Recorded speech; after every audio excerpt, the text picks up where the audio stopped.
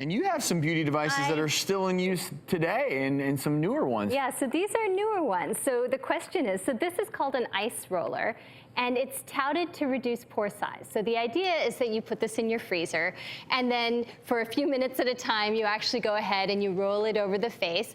And the thought is that it's meant to make the pores appear smaller, but actually, this is a decent idea because the cool, if you don't do it excessively, is a great anti-inflammatory. It's a great way to decrease puffiness when you wake up and your eyes are a little swollen or your capillaries are a little dilated, and you just want to calm things down. I actually think this is a really simple, really easy device. I was just thinking, this is not just great for the face. Heck, you get a little muscle soreness. Man can use it too, right? The only thing is don't do it excessively. You know, you can injure the skin with excessive cold. You can cause frostbite in the skin if you get a little too aggressive with too much cold.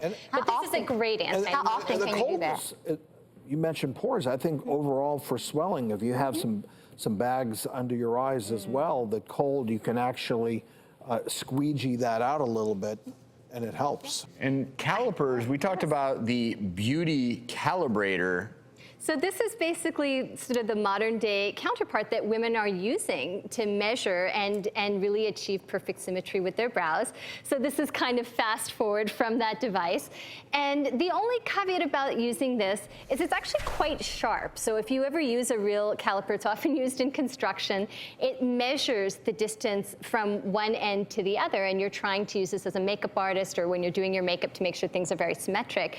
I actually think with this one, this may not be necessary in everyday use. You can use a pencil to achieve straight lines. There's some really great graphics of that there. And then achieve the kind of ideal lengths of things without necessarily putting something very sharp and industrial looking near your eyes. So that's the caliper. And then the third prop here is the Instant Uplift tool.